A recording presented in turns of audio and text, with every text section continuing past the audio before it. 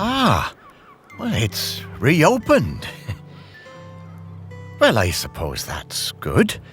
You need to keep up the footfall. Everything has to move on. Well, yes, but, it is still your museum, Morris. It wouldn't be here without you. It was never my museum, Sparky. It was Shelmerston's. It's changing, but, I think it should. So, what happens now? How do we find 4,000-year-old memories? Come with me, Morris. There's one more thing I ought to show you. Okay, Sparky.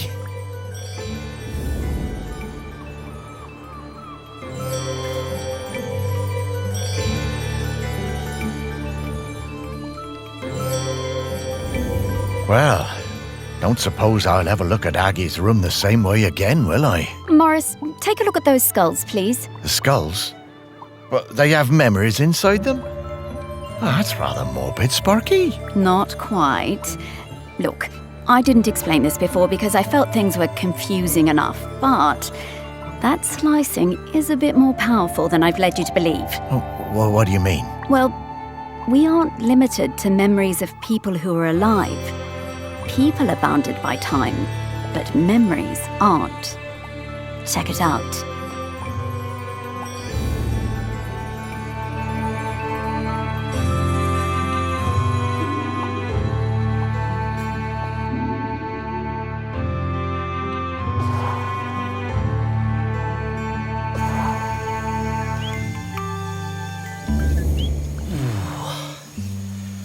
Oh, I didn't think dead stomachs could get queasy, but here we are. Where are we, Sparky? When are we, Morris? This is Shelmerston in Aggie's time.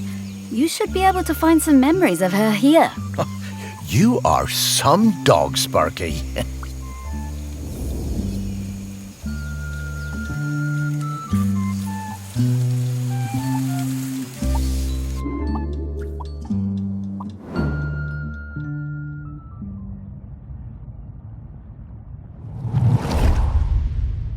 It was the worst night in the world when Aggie was born. It began in the old village, the one swept away by the rivers of fire. The ground shook and the earth split open and spat sparks. The sun hid and the huts burst into flame as we fled. I thought we would all die. Everyone washed in the burning orange death, and Aggie's mother howling with the pain of the child coming. We made it as far as the cliff top by the sea. The mountain was still roaring and roaring. The rock ran in rivers toward the sea. The air smelled of death and poison. But Aggie was perfect. Small and angry, her tiny fists pummeling the air.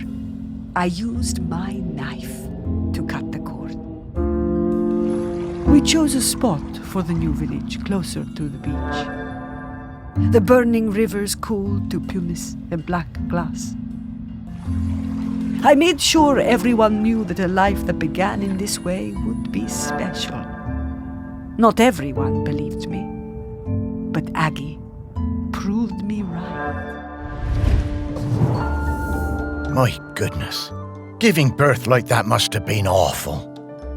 What a terrifying situation. So, where do you think that knife is? Should we look around here, or...? No, I'm pretty sure I've seen that knife before. Back at the museum, I reckon. Okay, Morris, let's go.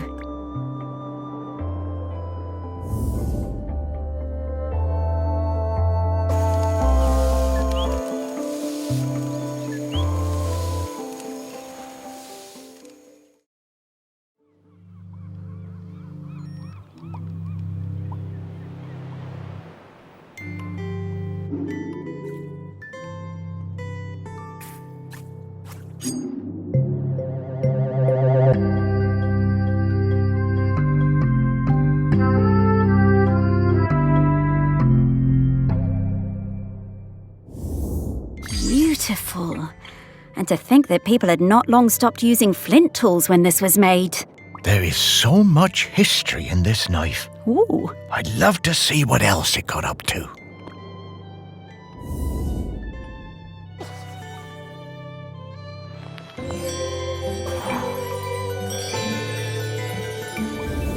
I'm getting the scent of Grenkins again, Morris. I'll pop up to let you know when we're close to one.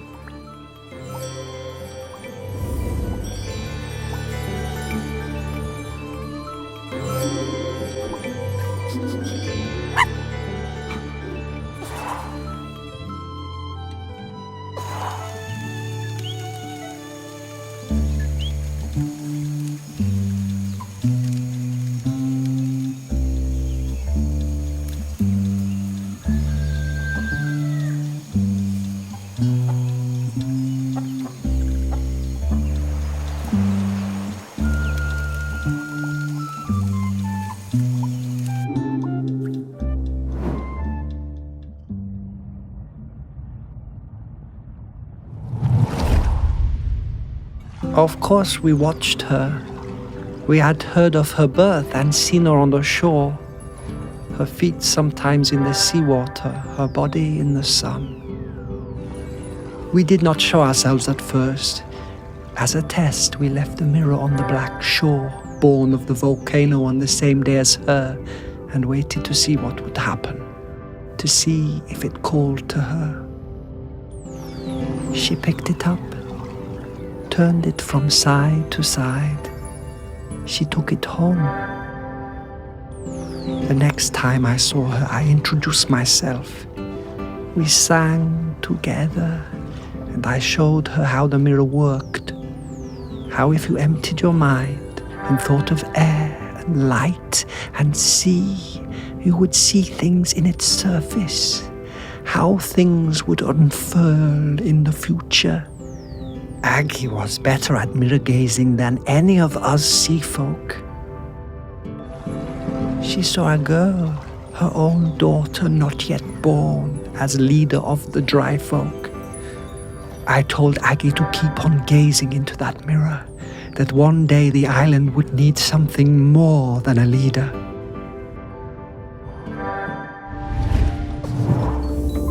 Oh, I had a box of rocks that looked like that mirror somewhere. Where did I put it?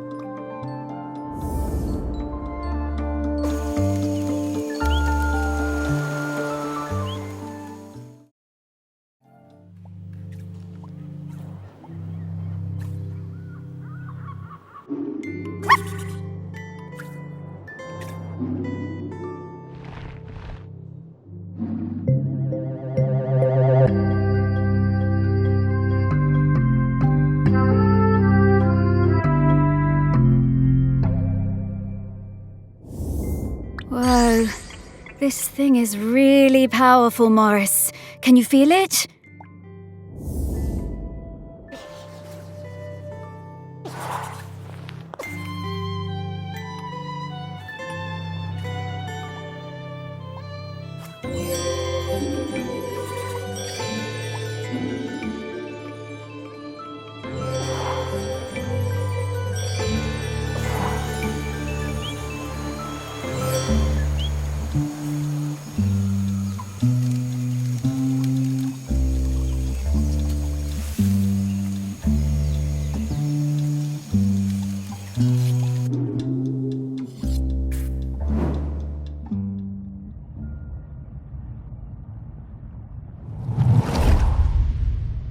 I was always fearless. My mother Aggie told me there was nothing I couldn't do.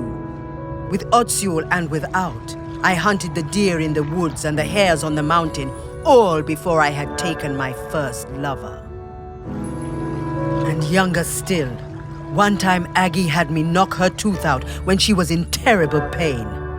I didn't mind even when the blood poured out. It was easy for me. Spears and knives were my nature. Death and courage were my meat and drink. I knew about Aggie's mirror, of course, but did not believe all of it. When Aggie warned us the mauler was sick and there would be fewer calves for the following years, None of us listened. It was to be my first cull. I wanted their blood. It was my nature. We would not take less of the Morlow just because an old woman told us to. She came to the beach after the Morlow slaughter, her hair wild, eyes burning with fury, raged and shouted like a woman out of her mind. "We had killed too many," she said. Then she left the village, told us she was done with all of us, forever. As Otsul marked me with oil and blood, I did not mourn my mother leaving. I was young and foolish, and the sight of her ashamed me. But of course, I did not see what was to come.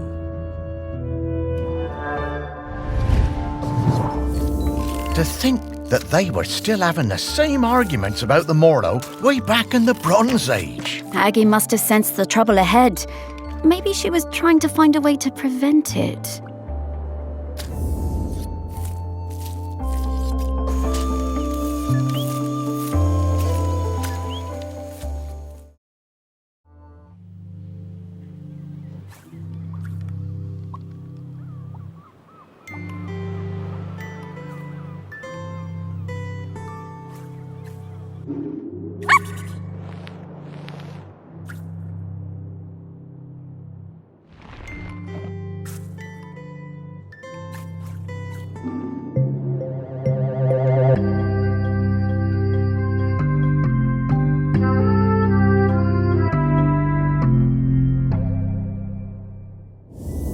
What a beautiful object. Delighted to have it in our museum.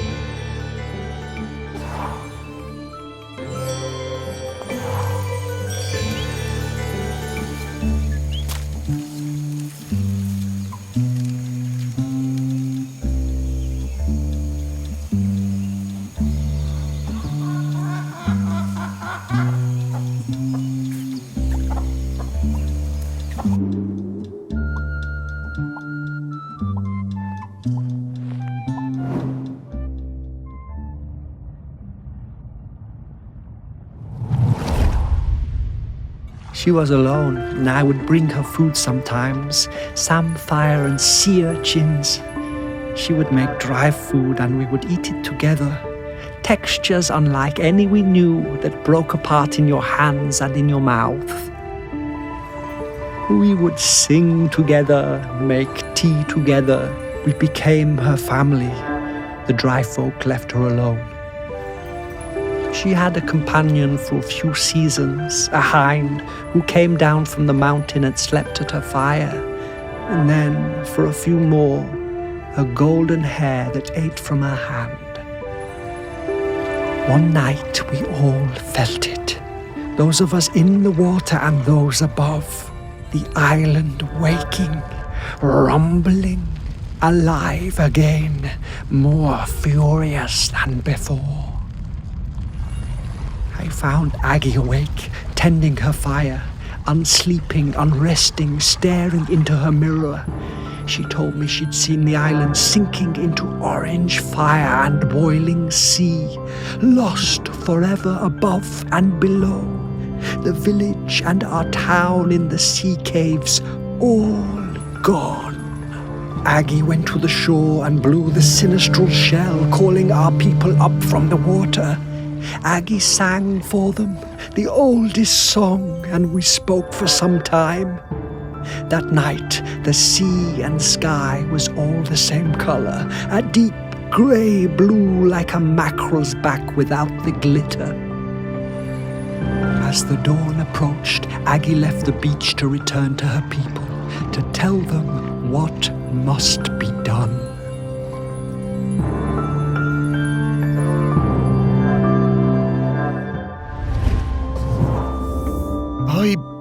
I'm not sure I want to see what happens next. We have to, Morris.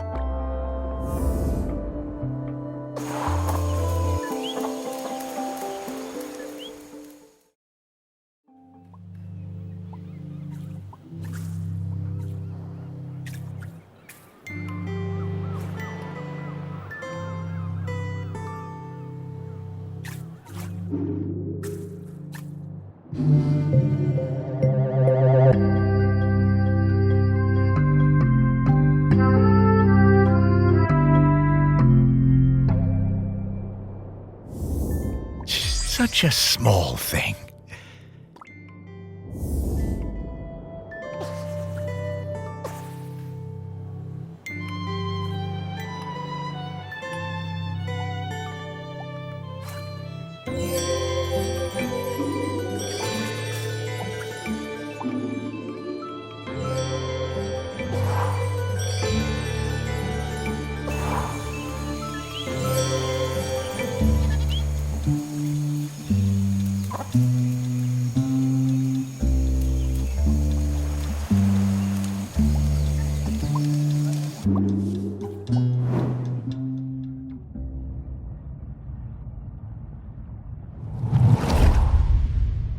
We heard the shell and knew Aggie had returned. Ibni was the leader then. It had taken many seasons, more than we would have liked, but there were finally enough Morlo again and our village was growing. We were strong. Some of the younger ones didn't know Aggie and didn't want to hear her, called her a moon-shotten crone, but Ibni looked in her mother's face and saw the truth of it. The end would come. The earth was growling again.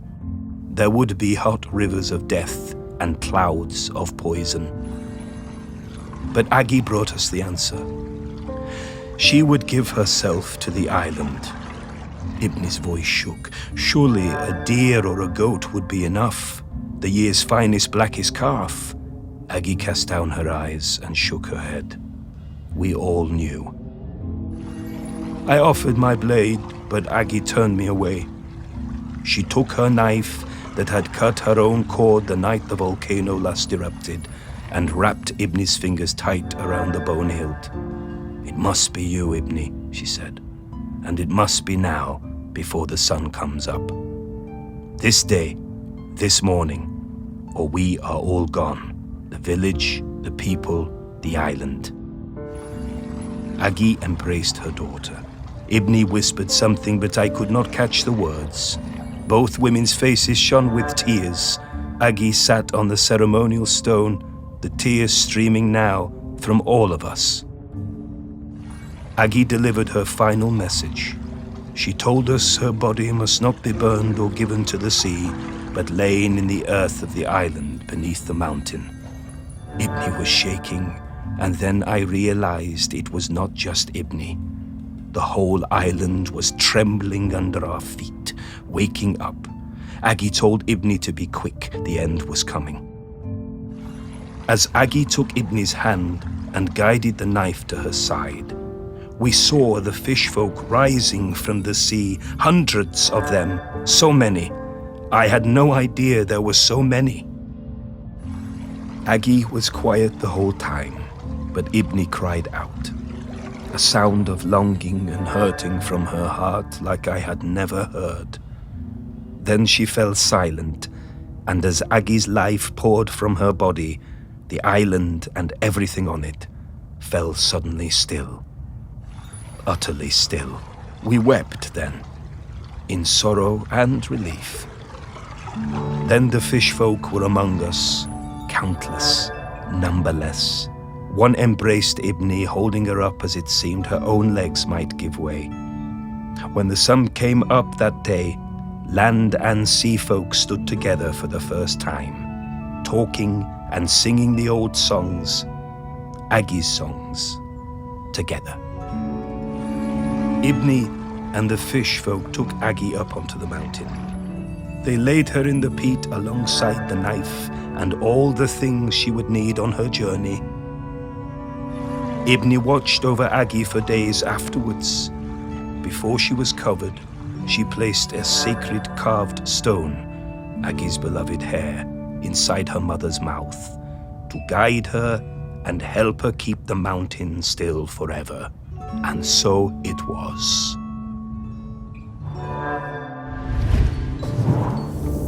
Oh, Aggie. Now that's bravery.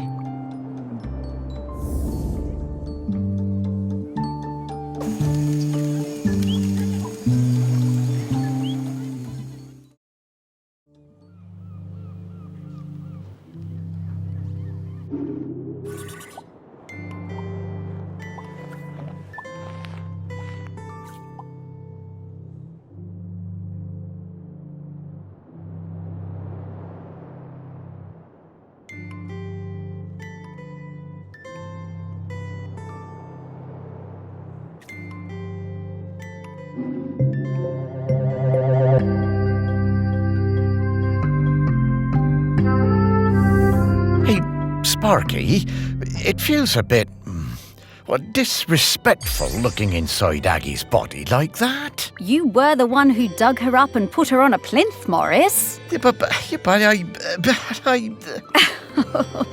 Relax, Morris. This body isn't Aggie anymore. She's long past needing this old thing. Well, all right then.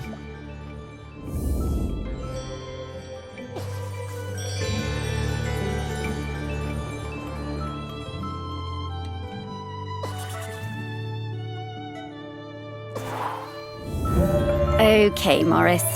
I'll level with you. We absolutely didn't need to find Aggie's mementos in order for me to sniff her out. She's here, waiting for you. She has been this whole time. But then, why did we need to visit the Bronze Age? Aggie thought it was important for you to see those memories, so you would understand her path before you met her. But also, wasn't it cool? That it was. The things I've seen now. Oh, Sparky, thank you so much. To think, for a while there, I was worried that being dead was gonna be boring. You are very welcome, Morris. Okay, so, shall we go say hello to Aggie? Yes!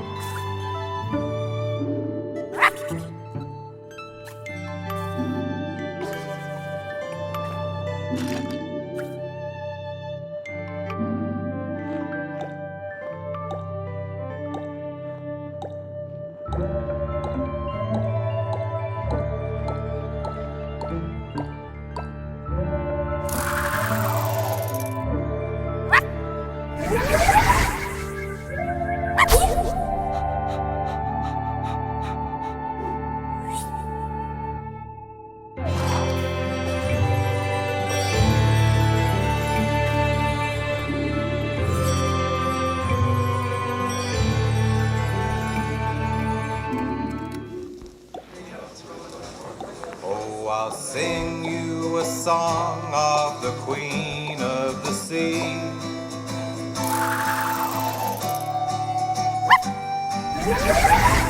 Of when I first met her and when she first met me.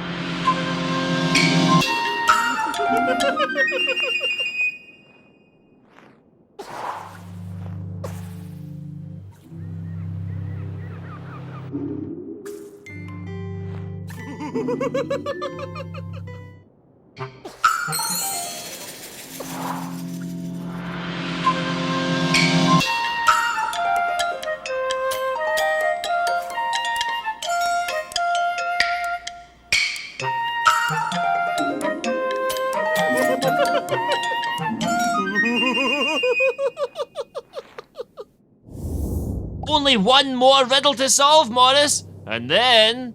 And then? Wondrous delights, Morris. Wondrous.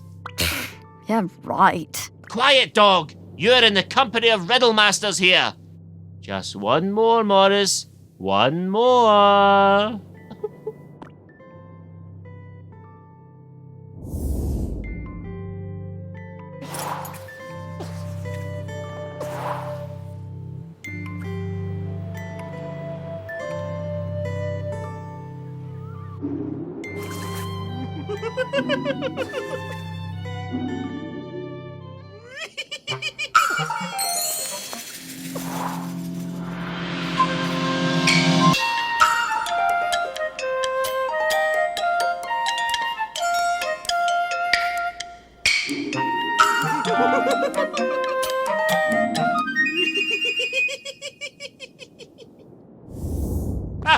Morris, you did it! Incredible work, my boy. Superlative effort. Oh, well, thanks. Oh, thanks, Mr. Whitstable. And now, for your reward. Oh, boy.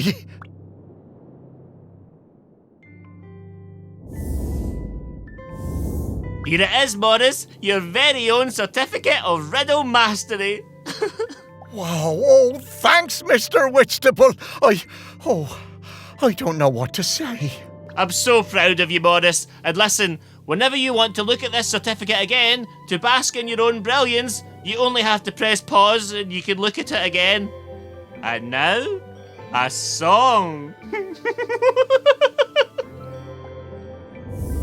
I work when I play and I play when I work. I can run but don't walk, I have a mouth but don't talk. I grow in the winter, I die in the spring. I have eyes but don't weep, I have a song but...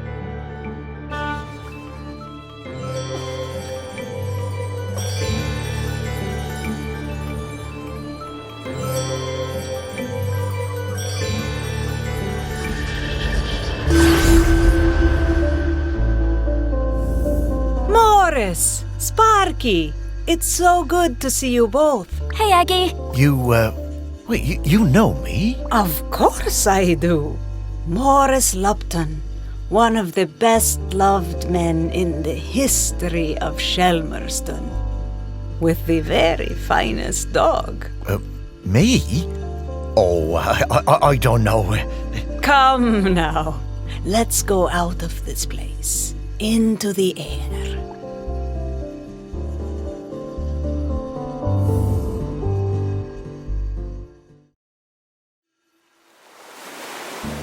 The one part of Shelmerston that looks just the same as the first day I saw it. I suppose it always will. I love this beach. It's always been my favourite beach. I'm gonna go run. Aggie, look at Sparky. She's shining. That's the hope and the joy shining out of her. That's it, isn't it? The point of all of this. It is hope, home. This island It chose the two of you, just as it chose me. And where will you be heading now? Heaven or something? Heaven, what's that? Well, I don't quite know how to explain it. But to me, it would be an awful lot like this beach.